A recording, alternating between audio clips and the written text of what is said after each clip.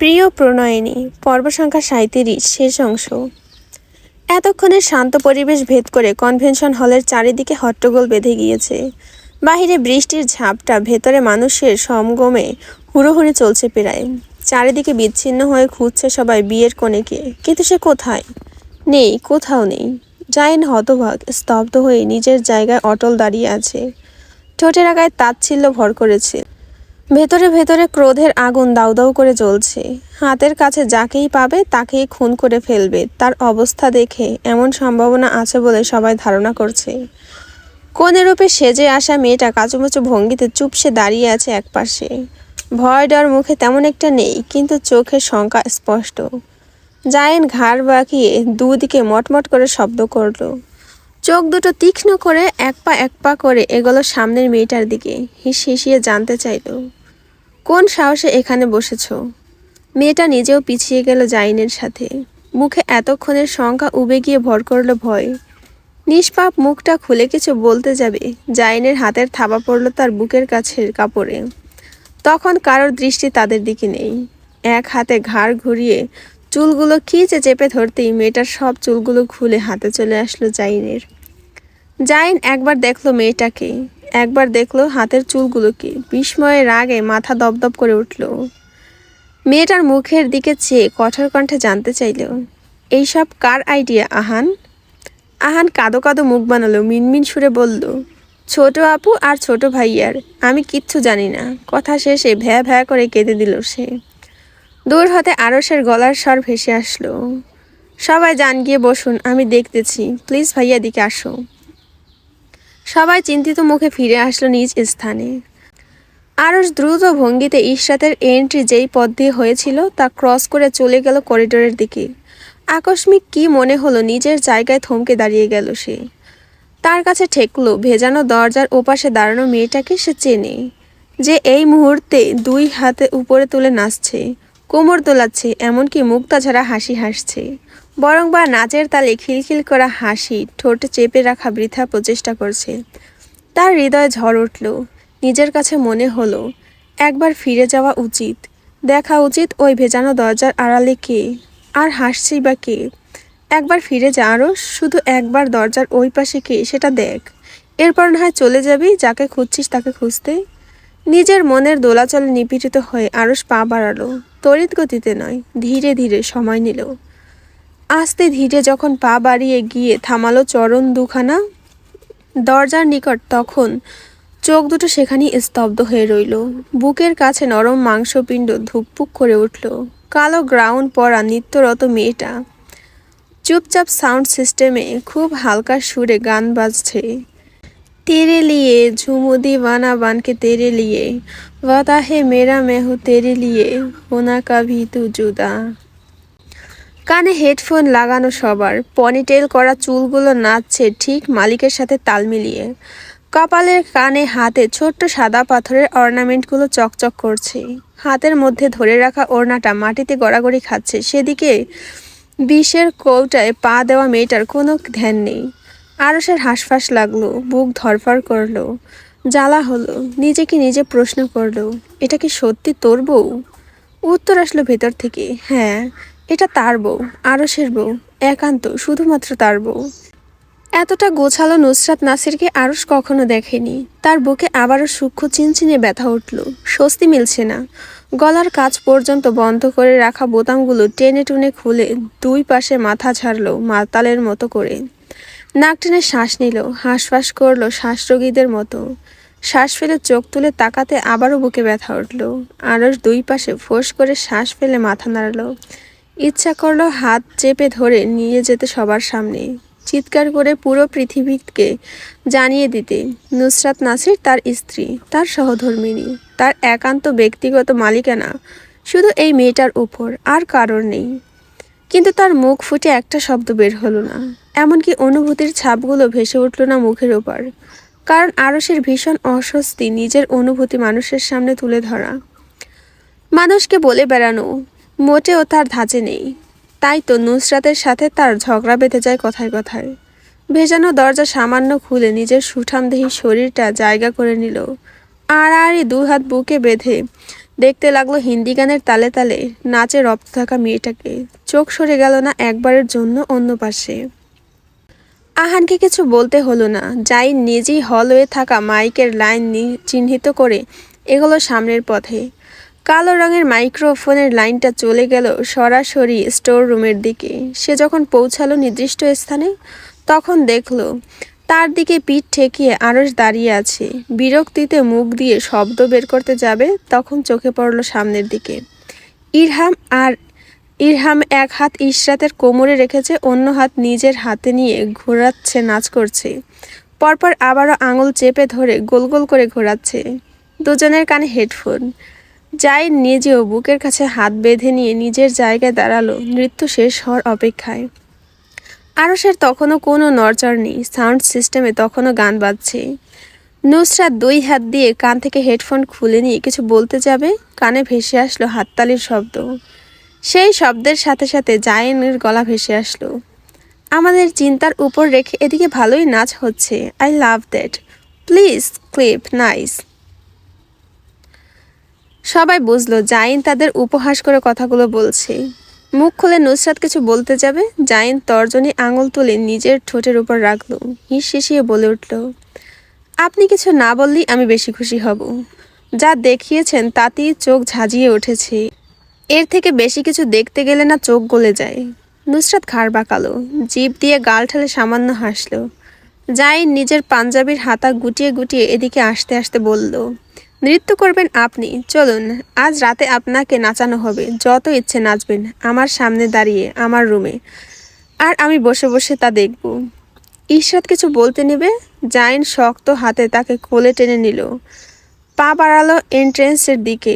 তখন ইরহাম বলল, ভাইয়া প্লিজ 1 মিনিট, আমরা আবারও সুন্দর করে আপুকে নিয়ে এন্ট্রি নেই। জাইন ইশরাতকে কোলে রেখে ঘাড় বাঁকিয়ে স্পষ্ট রগরগে কণ্ঠে বলল, কোনো প্রয়োজন নেই। জাইন আবারও হাঁটা ধরতেই দরজার ওপাশ থেকে হেলাল সাহেবের গলা ভেসে আসলো। তিনি হাঁপিয়ে ওঠা কণ্ঠে গলা ফাটিয়ে জিজ্ঞেস করছেন, ইশরাতকে পাওয়া গেছে? ইশরাত সামনের দিকে বড় বড় চোখ নিয়ে তাকালো। আরশকে দরজার সামনে নির্বিকার চিত্তে দাঁড়িয়ে থাকতে দেখে হাঁসফাঁস করে উঠল। জাইনের পাঞ্জাবের কলার চেপে ধরে বলে উঠল, প্লিজ ছেড়ে দিন, না হলে সবার সামনে লজ্জা পেতে হবে। জাইন ঠোঁট ফুলিয়ে শ্বাস ফেলল, মেনে নিল ইশরাতের কথা, তার পানে চেয়ে ক্রোধপূর্ণ কণ্ঠে বলল, এখন ছেড়ে দিচ্ছি, কিন্তু রাতে কোনো ছাড়াছাড়ি হবে না। বলেই জাইন ইশরাতকে মেঝেতে নামিয়ে দিল। ধূপধাপ পায়ে বের হয়ে চলে গেল বাহিরে। জাইন চলে যেতেই নাজমিন বেগম রোহিণী বেগম এসে প্রবেশ করলেন ভেতরে। নাজমিন বেগম নিজে খেকিয়ে উঠে বললেন, বিয়ের দিনও তোমাদের এইসব মজা করতে হয়? আজ বাড়ি চলো, জুতা দিয়ে পিটিয়ে যদি পিঠের ছাল না তুলেছি 3 জনের, তাহলে আমার নাম নাজমিন বেগম না। নুসরাত ভুল সময়ে মুখ ফসকে জিজ্ঞেস করে ফেলল, সত্যি? নাজমিন বেগম নুসরাতের দিকে তেড়ে আসলেন, চিৎকার চেপে নিয়ে হিসিয়ে জিজ্ঞেস করলেন, দেখবি তুই? আরশ তখন পেছন থেকে এসে টেনে ধরল নাজমিন বেগমকে। মাথা গরম হয়ে থাকা নাজমিন বেগমকে টেনে হিঁচড়ে নিয়ে গেল আরশ। রোহিণী বেগম সবাই চলে যেতেই এসে পায়ের হাই হিলের শক্ত খোড়া দিয়ে নুসরাত আর ইরহামের পিঠে দুটো বসালেন। কটমটিয়ে উঠে ভৎসনা করলেন, বেয়াকুফের দল, বাড়িতে যাওয়ার পর আজ হবে তোমাদের। চোখ রাঙিয়ে দুজনকে দেখে রোহিণী বেগম বেরিয়ে গেলেন। নুসরাত শ্বাস ফেলতে যাবে, আবারও দরজা খুলে কেউ একজন ভেতরে প্রবেশ করল। ভেতরের শ্বাস ভেতরে চেপে যেতেই আহানকে কেউ ধাক্কা মেরে ভেতর থেকে প্রায় ফেলে দিয়ে গেল। নুসরাত ভুরু উঁচাতেই আহান ভ্যা ভা করে কেঁদে বলল, আম্মু আমায় ওনার খাটাস জুতো দিয়ে পিটিয়েছে সবার সামনে। নুসরাত ঠোঁট চোখা করে এগিয়ে গেল। তার নিজেরও জুতার বাড়ি খেয়ে পিঠে জ্বালা হচ্ছে। আহানকে নিজের বাহুটারে আগলে নিতে নিতে মুখ দিয়ে উচ্চারণ করলো, ওলে আমার বাবুটা, ও লে। 2 মিনিট পর তাদের দুঃখের অন্তিম হলো। আহান নিজের কাপড় চোপড় চেঞ্জ করার জন্য ওয়াশরুমে চলে যেতেই ইশরাত ধীরে সুস্থে জিজ্ঞেস করলো, সেম কাপড় কোথায় পেলি তুই? প্রশ্ন ছুড়ে দিয়ে ইশরাত প্রশ্নাত্মক ভঙ্গিতে 2 নমুনার দিকে চেয়ে রইল। কিছুক্ষণ আগের কথা, সে তখন ব্রাইড এন্ট্রির জন্য তৈরি হচ্ছিল। হঠাৎ আগমন ঘটে নুসরাত, আহান, ইরহামের। আহানের গায়ে তখন সেম তার কাপড়ের মতোই কাপড়। অবাক হয়ে বলে উঠে দাঁড়াতেই নুসরাত হইচই করে বাধা দিল। ইশরাতকে বাহবা দিয়ে বলল, তোকে বলার আগেই দেখি তুই দাঁড়িয়ে পড়েছিস। ইশরাতকে কিছু বলার সুযোগ না দিয়ে টেনে এনে দাঁড় করালো আহানের সান্নিধ্যে। ইশরাতকে মুখে কুলুপ এঁটে দাঁড়িয়ে থাকতে বলে নিজে তীক্ষ্ণ দৃষ্টি বোলালো দুজনের উপর। ইরহামের পানে নিজের নেত্র নিবিষ্ট করে ঠোঁট তর্জনী আঙুল স্থির করলো, মাথা উপর নিচ নাড়িয়ে বলে উঠল, উচ্চতা ঠিকই আছে দুজনের, দেখতেও একই রকম ফর্সা। আহান সামান্য একটু, সরি টু সে, কিন্তু একটু বেশি মোটু আর ইশরাত অ্যাভারেজ। ইরহাম নিজের সহমত পোষণ করে ইশরাতের উদ্দেশ্যে বলল, আপু তোমার হাত সামনে নিয়ে আসো। মেইলি হাত দুটো কোনো প্রশ্ন ছাড়াই সামনে চলে আসলো।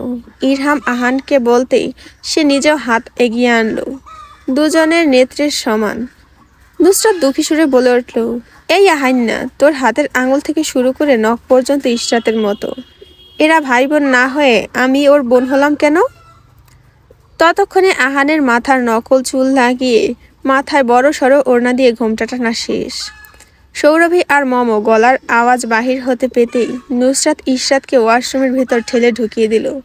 ওদের প্রবেশ করতে দেখে স্বাভাবিক ভঙ্গিতে সামনে নুসরাত ইরহাম দাঁত কেলিয়ে হাসার চেষ্টা করলো, কিন্তু দুজনের একজনের কাছে লাগলো না স্বাভাবিক হাসি। সন্দেহজনক কিছু আশেপাশে না দেখতে পেয়ে গিয়ে চেপে ধরলো কনেরূপী আহানকে। নুসরাত আহানের হাত চেপে ধরে হাঁটা ধরলো, তার নিজের কাছেই ঠেকলো। তার হাতের থেকে আহানের হাত মোলায়েম। ভালোই হয়েছে, কেউ আহানকে সন্দেহ করবে না। কিন্তু নুসরাত সবাইকে বোকা বানাতে পারলেও জায়েনকে বোকা বানাতে পারল না। সে প্রথম থেকেই সন্দেহ করতে লাগলো। শেষ মুহূর্তে একবার কবুল বলি এসে চেপে ধরলো আহানকে। আহান তো ভয়ে প্রথমে ওখানেই যেতে চাইছিল না, কিন্তু নুসরাতের ভরসায় সে ওখানে গিয়েছে। সবার চোখে ধুলো দিয়ে ইরহাম মাইকের লাইন টেনে এনেছিল রেস্টরুমে। যখন কবুল বলার সময় আসবে তখন যেন ইশরাত মাইকে কবুল বলে। আহানের যাতে এমনি লাইন বিশিষ্ট মাইক্রোফোন তার হাতে ধরিয়ে দিয়েছিল যাতে কোনো সন্দেহ না হয়। আর সন্দেহ হবে কেন? গত 15 দিন যাবৎ এই প্ল্যান করেছে তারা দুজন মিলে। শেষ মুহূর্তে মেয়ে হিসেবে অ্যাড করেছে আহানকে। আর ইশরাতকে এইসব কাণ্ড ঘটানোর আগে মাত্রই জানিয়েছে। ইশরাত অনেকবার না করতে গিয়ে থেমে গিয়েছিল, কারণ এই দুইজনের প্রতি সে অনেক দুর্বল। মার্বেলের মতো নিষ্পাপ দুটো চোখ দিয়ে তাকে যে এরা ম্যানিপুলেট করেছে তা বেচারি বুঝলই না। কোনোভাবে প্ল্যান ভেস্তে গেলে তার বিপরীতে প্ল্যান ABCD রেডি রাখা ছিল। শুধুমাত্র জাইনের জন্য পুরো প্ল্যান বিগড়ে গেল। তাও যতটুকু মজা পেয়েছে ততটুকুই অনেক বেশি। কিন্তু এবার যা পিঠে পড়বে তাও দারুণ মজার হবে। ইশরাত কবুল বলার পর মাইক অফ করা হয়নি, তাই বাহিরে কি হচ্ছে তা সব ধ্বনিত হয়ে ফিরে আসছে এই রুমে। আতঙ্কিত চোখ বানিয়ে ওদের পানে ফিরে চাইতেই দুটো তার কানে হেডফোন লাগিয়ে দিল, বলল, no tension, just chill bro. Ishrat কিছু বলতে নেবেই ইরহাম তার কোমর টেনে ধরে নিজের সাথে হেলে দুলে পা মিলাতে বাধ্য করলো। এমনকি নুসরাত ইরহামের কানে হাই ভলিউমে গান বাজিয়ে দিল। কানের কাছে বাহিরের হইচইপূর্ণ পরিবেশ আঘাত হানতে পারল না। নুসরাত নিজেও কানে হেডফোন লাগিয়ে র্যাপারদের মতো করে মাথা নিচের দিকে নামিয়ে কোমর হেলিয়ে দুলিয়ে নাচতে ব্যস্ত হলো। ইশরাতের গভীর চিন্তাকরণে ব্যাঘাত ঘটল ইরহাম আর নুসরাতের হাসিতে। দুজনে হাই ফাইভ করলো। হাতের তালুতে ঘর্ষণের শব্দ হলো। তার রুমের ভেতর প্রতিধ্বনিত হয়ে আবার ফিরে আসলো। নুসরাত বলল, অনেক কষ্ট জোগাড় করেছি, 5,000 টাকা খরচ হয়েছে, কিন্তু প্ল্যান তো সফল হয়েছে, ওইটাই মেইন কথা। ইশরাত না চাইতেও সামান্য হাসলো। আবারও দরজায় করাঘাতে তাদের কান সজাগ হলো। অক্ষিকোটর ঘুরিয়ে পেছনে ঘাড় বাঁকাতেই সৌরভী আর মম ফুঁসিয়ে ফুঁসিয়ে এসে প্রবেশ করলো। মম নিজের 2 হাত লম্বা লম্বা নখগুলো উঁচু করে আক্রমণাত্মক ভঙ্গিতে ইরহাম আর নুসরাতের দিকে এগিয়ে আসতে আসতে চিৎকার করলো, আজও তোদের খবিশিগিরি করতে হবে বেয়াকুফ। ইরহাম মমর কথায় কর্ণপাত করল না। তার দুনয়নতে স্তব্ধ হয়ে গিয়েছে সামনের সৌন্দর্যে। প্যাস্টেল গ্রিন কালার শাড়ি পরিহিত সৌরভীর পানে, কপালে ছোটোখাটো একটা সাধারণ টিকলি, হাতে ব্রেসলেট, তাও আবার সৈয়দ চয়েসের মোস্ট এক্সপেন্সিভ। হয়তো নুসরাত দিয়েছে। এটা মনে হতেই আনমনে হেসে উঠল ইরহাম। নুসরাতের মতো কিপটামি করা মেয়েও সৌরভীকে এটা দিয়েছে ভাবতে গেলে ইরহামের কিরকম একটা অনুভূতি হয়। শুভ্র মুখে কৃত্রিম মেকআপের ছড়াছড়ি, টানা টানা চোখ দুটো আজ আরও বেশি আকর্ষণীয় লাগছে। কারণ কি? সৌরভী আজ চোখে আইল্যাশ লাগিয়েছে। ইরহাম আরেকটু পরখ করলো। মেয়েটা কাজল দিয়েছে চোখে, শুভ্র বর্ণের মুখে চোখে পরিহিত কাজলটা যেন ভয়াবহ হয়ে উঠেছে। ইরহাম কখনো নুসরাত বা ইশরাতকে কাজল দিতে দেখেনি। সে দেখলো মেয়েটাকে, আর শুধু দেখলই। কারণ কি সে নিজেও জানে না। এটা শুধু জানে ভালো লাগে দেখতে মেয়েটাকে তার। পরে এই ভালো লাগা কত দূর গড়াবে সে জানে না, কিন্তু এখন শুধু মেয়েটার প্রতি ভালো লাগা কাজ করছে।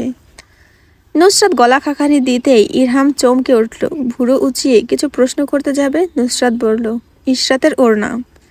বাকিটুকু আর বলতে হলো না, কারণ ইরহাম বুঝে নিল। এগিয়ে গিয়ে তা তুলে নিল এক পাশ থেকে। মমো নিজেও ইরহামের সামনে এসে দৈর্ঘ্যে 20 ফিট লম্বা ওড়নাটাকে মুঠোবন্দি করে নিল। অন্য পাশ থেকে আহান আর সৌরভী তুলে নিল নিজেদের হাতের তালুতে। এন্ট্রেন্স এর দরজা শব্দ করে খুলে যেতে আবারও আলো নিভে গেল। পাতলা ওড়নার আবরণে ঢাকা স্নিগ্ধ মুখখানা সামান্য রশ্মির আলোয় চকচক করে উঠল।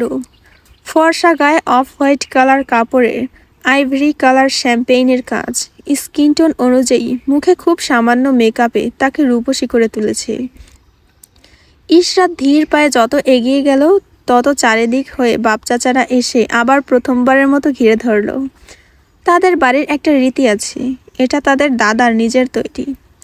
বাড়ির কোনো মেয়ের বিয়ে হলে সকল পুরুষ এসে চারিদিক হতে তার পাশে দাঁড়াবে, যেন বরপক্ষ বুঝতে পারে তাদের মেয়ে কোনো অবলা লাচার নয়, তাদের মেয়ে শক্তিশালী। মাথার উপর দিয়ে সাজানো ভিন্ন ভিন্ন আলোর উপর শব্দ করে ড্রোন উড়ছে। মমর হাতে ওড়নার দায়ভার ছেড়ে দিয়ে ইরহাম আহান চলে গেল সামনে। আরশ সহ বাড়ির সকল পুরুষ দাঁড়ালো ইশরাতের পাশে। কালো পাঞ্জাবি আর শার্টের ভাঁজে মেইলি অফ হোয়াইট কালার পরিহিত লেহেঙ্গাটা ঝলমল করে উঠল। ক্যামেরাম্যান নিজের ভঙ্গিতে সবার সামনে দাঁড়িয়ে ক্যামেরার লেন্স নিজের এক চোখে স্থির রেখে নুসরাতকে বলল, আপনিও এসে দাঁড়িয়ে যান আপু। নুসরাত কোনো শব্দ ছাড়াই লেহেঙ্গার পেছনের অংশ ছেড়ে দিয়ে সামনে চলে আসলো। আরশের পাশে দাঁড়াতেই সে সোহেব সাহেবের কাছ হতে নিজের জায়গা থেকে একটু সরে নুসরাতকে বুঝিয়ে দিল ওখানে যেতে। তখনও সে একদম নীরব। কালবৈশাখী ঝড় আসার আগে যেমন পরিবেশ বাতাসের ঠান্ডায় প্রথমে নিস্তব্ধ হয়ে যায় কিছু মিনিটের জন্য, ঠিক তেমন এই মুহূর্তে সেও হয়ে আছে। মুখের ভাবভঙ্গি শক্ত, ক্লিন শেভ, ধারালো চোয়ালে অস্তিত্ব বোঝা যাচ্ছে সামান্য দাঁড়ের। হয়তো কয়েকদিন যাবৎ ছাঁটাই করেনি, তাই এমন অবস্থা। নুসরাত আনমনে স্বীকার করলো ভালোই লাগছে বলে। ক্যামেরাম্যান যখন বলল ফোকাস করুন এদিকে, তখন ধ্যান ভাঙল। ক্ষীণ হাসি রেখে সামনে ফিরে চাইতে অনুভব হলো একটা হাত তার পিঠ স্পর্শ করেছে, পরপর তার টেনে নিয়ে দাঁড় করিয়ে দিয়েছে নিজের বুকের কাছে। পুরুষালী বুকের কাছে মাথা ঠেকতেই নিজের কোমরের এক হাতের অস্তিত্ব বুঝল। ক্যামেরাম্যান আরশের পানে চেয়ে সামান্য চোখ টিপে বলে উঠল, পারফেক্ট শট স্যার। এরপর সময়গুলো কেটে গেল হুড়োহুড়িতে। নুসরাত বোনের হাত চেপে ধরে তা তুলে দিল সামনে শটান দাঁড়িয়ে থাকা জাইনের সৌঠভ হাতে। জাইন মেইলি হাতখানা নিজের খড়খড়ে হাতের মুঠোয় নিয়ে বসালো ফুলের ওপারের সোফায়। মৌলভী সাহেব তখনও খাতা হাতে স্তব্ধ হয়ে বসে আছেন। অদ্ভুত এক বিয়েতে এসেছেন ভদ্রলোক, যেখানে ছেলেকে মেয়ে সাজিয়ে বসিয়ে দেওয়া হয়েছে। জাইন নিজেও গিয়ে সামনের সোফায় জায়গা দখল করে নিল। মৌলভী সাহেব আবার মাইক হাতে নিয়ে জোরে জোরে বিয়ে পড়াতে শুরু করলেন। ততক্ষণে নিস্তব্ধ পুরো কনভেনশন হল। শোনা গেল শুধু মৌলভী সাহেবের গলার মিষ্টি স্বর। সৈয়দ হেলাল আহমেদের প্রথম পুত্র সৈয়দ জাইন হেলালকে ৩৭ লক্ষ দিনমোহর ধার্য করিয়া কোনো প্রকার চাপের সম্মুখীন না হয়ে এই বিয়েতে রাজি থাকলে বলো মা আলহামদুলিল্লাহ কবুল। ইশরাত তখন যতটা ফটাফট কবুল বলতে পারল, এখানে বসে ততটা তাড়াতাড়ি উচ্চারণ করতে পারল না শব্দগুলো। ওড়নার আড়ালে ঢাকা মুখটায় হাজারো অস্বস্তি, অস্থিরতা সঞ্চার হলো আশেপাশের মানুষের জন্য। এত মানুষের ভিড়ে কবুল বলতে তখন নিজের মতো নিরুদ্বেগ থাকতে পারল না। ইশরাতের অস্বাভাবিক ফ্যাকাশে হয়ে যাওয়া মুখের দিকে তাকিয়ে মমতার হাত চেপে ধরল বোনের বরফ শীতল হাতখানা। তবুও না চাইতে ইশরাতের চোখের কোণে পানি জমা হলো। বুকের তীক্ষ্ণ ব্যথার উদ্বেগ হলো। চোখের কোণ বেয়ে ঝরে পড়া এক ফোঁটা জল আঙুলের সাহায্যে মুছে নিতেই কানে ভেসে আসলো জাইনের কণ্ঠ, সেই কণ্ঠে হাজারো আগত মিনতি। রাশভারী পুরুষালী পুরো কণ্ঠে জাইন বলে উঠল, আপনি টেনশন করবেন না, ঘরের সকল কাজ আমি করে দেব। আপনার পা টিপে দেওয়া থেকে শুরু করে কাপড় ধোয়া পর্যন্ত সব করব। তবুও দয়া করে তাড়াতাড়ি কবুল বলুন ইশরাত। জাইনের কথা শুনে একটু দূরে দাঁড়ানো নুসরাত, ইরহাম, আহান খিটখিট করে হেসে উঠল। পারলে একজন আরেকজনের উপর গড়াগড়ি খায়। ইশরাত ভেতরে ভেতরে নিজের অধম হাসি চেপে রেখে হাতে মাইক মুখের সামনে তুলে ধরে বলে উঠল, আলহামদুলিল্লাহ কবুল। মৌলভী সাহেব এবার আবার বললেন, এই বিয়েতে রাজি থাকলে বলো মা, আলহামদুলিল্লাহ কবুল। ইশরাত একই সাথে আবারও আওড়ালো, আলহামদুলিল্লাহ কবুল। পরপর তিনবার কবুল বলার শেষে জাইনের পালা আসলো। ইশরাত চোখের কোণে আবারও জল জমা হওয়া পানি হাতের সাহায্যে মুছে নিতে চাইলে উপলব্ধি হলো মাথায় পরম স্নেহের ভরসাযোগ্য হাতটা স্পর্শ করেছে। মুখ উঁচিয়ে চাইতে বাবা নামক লোকটা চোখ দিয়ে ভরসা দিলেন সাথে আছেন বলে। ইশরাত সামান্য হাসতে মৌলভী সাহেবের গলা কানে আসলো। তিনি বললেন, সৈয়দ নাসির উদ্দিনের প্রথম মেয়ে সৈয়দা ইশরাত নাসিরকে নগদ ৩৭ লক্ষ দিনমোহর ধার্য করিয়া কোনো প্রকার চাপের সম্মুখীন না হয়ে এই বিয়েতে রাজি থাকলে বলো বাবা, আলহামদুলিল্লাহ। পরেরটুকু শেষ করার আগেই বিনা দ্বিধায় নিজের গম্ভীর পুরুষালী সুরে বলে উঠল, আলহামদুলিল্লাহ কবুল কবুল কবুল।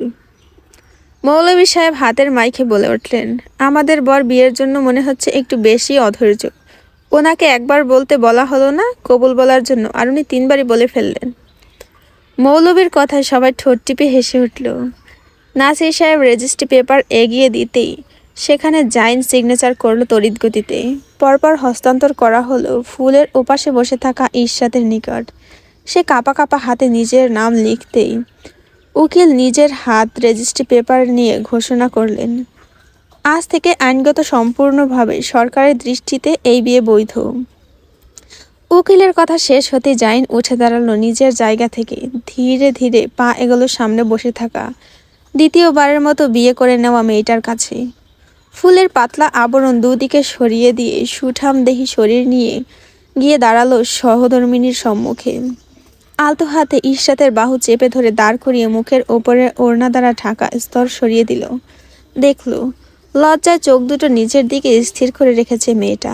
জাইন এক হাতে পিঠ চেপে শক্ত করে নিজের বাহু ধরে প্রথমে আটকে নিল, জড়িয়ে ধরল আষ্টে পিষ্টে। নিস্তব্ধ কাটল ২-১ মিনিট। অতপর বাহুবন্ধনী হতে ছাড়িয়ে নিয়ে নিজের সামনে নিশ্চুপ ভঙ্গিতে মাথা নিচু করে দাঁড়িয়ে থাকা ইশরাতের মুখে নিজের দৃষ্টি স্থাপন করল। তর্জনী আর বুড়ো আঙুলের সাহায্যে থুতনি উপরে তুলে কপালে চুমু খেলো খুবই সূক্ষ্মভাবে। বাড়ির বড়রা ততক্ষণে বুফের দিকে চলে যেতে অগ্রসর হলেন, যাতে পর্যাপ্ত স্পেস মিলে তাদের। নুসরাত, ইরহাম, আহান তখনও ড্যাব ড্যাব করে তাকিয়ে আছে জাইনের দিকে। জাইনকে তাদের দিকে ফিরে তাকাতেই নুসরাত তড়িঘড়ি করে হোস্টের মতো হাতে মাইক নিয়ে বলে উঠল, খাবার দেওয়া হয়েছে, আপনারা যে যার মতো বুফে হতে খাবার নিয়ে নিয়ে খেতে শুরু করুন। নুসরাতকে হোস্টের মতো মুখ বানিয়ে দাঁড়িয়ে থাকতে দেখে ইরহাম গলা খাকারি দিল। নুসরাতের দিকে জাইনের স্থির অগ্রাসী দৃষ্টি ফিরিয়ে নিল নিজের। বলল, আপুকে নিয়ে ওই টেবিলে চলুন ভাইয়া। ইশরাত নিজের মুখের ওপর দেওয়া বড় ঘোমটাটা প্রথমে সরিয়ে ফেলল, তা হস্তান্তর করলো মোমোর কাছে। মোমো সুন্দর করে নিজের কাছে সামলে নিল ওড়নাটা। বলল, সবাই যান, আমি গাড়িতে এটা রেখে আসছি। মোমো চলে গেল বাহিরে হাতের ২০ মিটার লম্বা দৈর্ঘ্যের ওড়নাটা রাখতে। ইশরাত সামনে হাঁটা ধরতে জাইন তার লেহেঙ্গা পেছন থেকে হাতের মুঠোয় ধরে নিল। খাবার এড়িয়ে যেতে যেতে যার যার সাথে দেখা হলো কুশল বিনিময় করলো। ততক্ষণ পর্যন্ত তার লেহেঙ্গার দায়ভার পুরোটা সামলালো জাইন। ইশরাত সামনে গিয়ে একটা চেয়ারে বসে যেতে জাইন তার লেহেঙ্গা সুন্দর করে গুছিয়ে নিজেও চেয়ারে বসে পড়ল। ততক্ষণে সৌরভী, ইরহাম, আহান প্লেট সাজিয়ে এনে সামনে রাখলো সবার। শাড়ি নিয়ে হাঁটতে বেশ বেগ পোহাতে হচ্ছে সৌরভীর, সেটা কতক্ষণ যাবৎ লক্ষ্য করলো ইরহাম। এবার টেবিলে খাবার রেখে ফিরে যেতে নেবে শার্টের হাতা গুটিয়ে নিয়ে ইরহাম চেয়ার টেনে বের করলো। কোমলতা মিশ্রিত কণ্ঠে বলে উঠল, তুমি বসো, আমি আর আহান আনতে পারবো। সৌরভী দ্বিধা নিয়ে না করতে যাবে, ইরহাম তার পূর্বেই আদেশ দিয়ে বলে উঠল, বসো, আমরা পারবো। ধমক মিশ্রিত কণ্ঠ ইরহামের। সৌরভী আর কোনো দেনামনা করল না। ইরহামের অস্বাভাবিক দৃষ্টি নিজের উপর ঘূর্ণয়মান দেখে বসাই শ্রেয় মনে হলো তার নিকট। কিছুক্ষণের জন্য হলেও তো এই দৃষ্টির হাত থেকে সে মুক্তি পাবে। সৌরভী চেয়ারে বসতেই ইরহাম চেয়ারের হাতল থেকে হাত সরিয়ে নিল। ইন করা পরিহিত শার্টের অন্য হাতের হাতা গুটিয়ে নিয়ে বুফের দিকে হাঁটা শুরু করলো। মৃন্ময় নিজের বাবা নিহাল মির্জার সাথে থম মেরে দাঁড়িয়ে আছে এপাশে। তাদের কানে পৌঁছায়নি এখনো খাবারের কথা। বিয়ে বাড়িতে এসে কনের জায়গায় নকল চুল পরিহিত ওই ছেলেরূপী মেয়েকে দেখে মৃন্ময় আর তার বাবা দুজনেই স্তব্ধ নির্বাক। হঠাৎ তাদের সম্মুখীন হলেন হিলাল সাহেব। প্রথমে তিনি খেয়াল করলেন না মৃন্ময়কে। পরম কাছের বন্ধু নিহাল মির্জাকে দেখে দুই হাতে জড়িয়ে নিলেন বুকের কাছে। এরপর খেয়াল হলো মৃন্ময়কে। ভুরুকুটি করে কিয়ৎকাল তিনি চেয়ে রইলেন পুলিশ অফিসারের দিকে। নিহালের পানে নেত্র নিবিষ্ট করতেই তিনি হ্যাঁ ভঙ্গিতে স্বীকারোক্তি দিলেন মৃন্ময় তারই ছেলে। হিলাল সাহেব চশমার আড়ালে ঢাকা ছোট ছোট চোখে পরীক্ষণ করলেন ছেলেটাকে। পরপর দুই হাত বাড়িয়ে জড়িয়ে ধরলেন মৃন্ময়কে নিজের বুকের মধ্যে। বলে উঠলেন, এই জন্যই বলি চেনা চেনা কেন মনে হয় এই ছেলেকে। গতকাল সকালে এই ছেলেকে দেখে তোমার কথা মনে হয়েছিল, পরপর মনে হলো মনের ভুল। এমন মাথামোটা গোবর ঠাসার ছেলে আমার বন্ধুর পুত্র হতেই পারে না। অপমানে মৃন্ময়ের মুখ থমথমে হয়ে গেল। নিহাল মির্জা বন্ধুর স্বভাব ভালোই জানে। যে তার কাছে ঠ্যাং ঢোকায় তাকে সে দু চোখে দেখতে পারে না। আর এটা বুঝতে বাকি রইল না তার একমাত্র গুণধর ছেলেকে বন্ধুর মোটেও পছন্দ হয়নি। বন্ধুর কথা সামান্য হেসে নিলেন। নিজেও ভাবলেন এই সুযোগে তার ক্যাটক্যাট করা ছেলেকে আরেকটু অপমান করা যাক। যেই ছেলে তার একটাও কথা মাটিতে ফেলতে দেয় না, সেই ছেলে আজ মুখ বুজে দাঁড়িয়ে আছে, জবাব দিচ্ছে না, নীরবে হজম করে যাচ্ছে হিলালের কথা। তাই তিনিও সহমত পোষণ করে বললেন, ঠিক ঠিক। হিলাল সাহেব এবার বন্ধুর পানে চাইলেন। বন্ধুর উৎসাহী মুখে ঝামা ঘষে দিয়ে বললেন, তুই তো আরো বড় গাধা। মৃন্ময়ের মাকে বিস্কুটের প্যাকেট দিয়ে যে প্রেম নিবেদন করেছিস তা বলেছিস ওকে? নিজের ছেলের সামনে বন্ধুর পার্সোনাল অ্যাটাকে হাস্যরস্য মুখ একদম চুপসে গেল। মৃন্ময় বাবার মুখের পানে চেয়ে ঠোঁট চেপে হাসতে হাসতে জানতে চাইল, আর কি কি কাণ্ড করেছেন বাবা?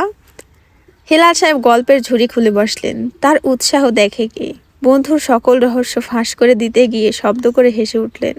বললেন, তোমার বাবার তো অনেকগুলো প্রেমিকা ছিল। তো সে কি করেছে জানো? ওই প্রেমিকাগুলোকে কবিতা লিখে দিত চিঠির মাধ্যমে, আর তার সাপ্লাইয়ের হতাম আমি। মৃন্ময় নিজেও হি হি করে সৌজন্যতার ভঙ্গিতে দাঁত খেলালো। বাবার দিকে চেয়ে ভুরু নাচিয়ে জানতে চাইল, তাই নাকি? আম্মু তো জানে ওসব, তাই না? নিহাল মির্জা দুই পাশে মাথা নাড়ালেন না ভঙ্গিতে, আবারও হ্যাঁ ভঙ্গিতে মাথা নাড়ালেন। ছেলের মুখ বন্ধ করাতে কিছু বলতে যাবেন তার পূর্বেই আরেকটা বোমা ফাটালেন হিলাল সাহেব। বললেন, আরে তোমার মা জানবে কি করে? আপা তো একটু বেশি বোকাশোকা টাইপের ছিল, তাই তোমার বাবা বিবাহের পরেও দুটো প্রেমিকা পেলেছিল। উত্তেজনায় উঠে বন্ধুকে সব বলে দিতে দেখে এক হাতে বন্ধুর সুঠামদেহী হাত চেপে ধরে দ্রুত পদক্ষেপে টেনে নিয়ে গেলেন নিহাল মির্জা। বাবা চলে যেতেই মৃন্ময় ঠোঁট টিপে হেসে উঠল। আশেপাশে নজর বুলিয়ে নিজের হাসি সংযত করতে নিবে তার পূর্বেই গলার আওয়াজ ভেসে আসলো নুসরাতের, আরে আপনি বিনা দাওয়াতে চলে এসেছেন। মৃন্ময়ের মাথা ঝাঁঝিয়ে উঠল। একজন চলে যেতেই আরেকজনের আগমন। ভুরু উঁচিয়ে কিছু বলতে নিবে নুসরাত তার মুখে সূক্ষ্ম চোখ বুলিয়ে নিয়ে শুধালো, আরে বাহ, আপনি হাসতেও জানেন? আমি তো মনে করেছিলাম আপনি শক্ত চামড়ার জেদি একজন মানুষ যে হাসতেও জানে না। মৃন্ময় কপালে তীক্ষ্ণ পরিধের ভাঁজ ফেলে বলে উঠল, আপনার থেকে সামান্য কম জেদি। নুসরাত স্বীকার করে নিল সে জেদি। বলে উঠল, আমি জেদি বলি আমি নুসরাত নাসির, জেদি না হলে অন্য কিছু হতাম। মৃন্ময় বলে উঠল, আপনাদের সবার মুখ কেচির মতো চলে। শুক্রিয়া, খাবার দেওয়া হয়েছে, যান খেয়ে ফেলুন। মৃন্ময় কথা না বাড়িয়ে চলে যেতে নিল। নুসরাত ফের ডেকে উঠল, নাম ধরে ডাকলো, এই যে মৃন্ময়, এদিকে। মৃন্ময় ঘাড় বাঁকিয়ে ফিরে চাইতে নুসরাত হাসল। ডার্ক রেড কালার পরিহিত শার্টের দিকে ইশারা করে বলল, I hate red but your outfit. তর্জনী আঙুল আর বুড়ো আঙুল একত্রিত করে দেখালো, গর্জিয়াস। মৃন্ময় চোখে মুখে অবাকতা ফুটিয়ে তুলে ঠাট্টা করে বলল, মিসেস নুসরাত নাসির দেখছি প্রশংসা করতেও জানে। নুসরাত নির্দ্বিধায় বলে উঠল, আমি কখনো ভালোকে ভালো বলতে কার্পণ্য করি না।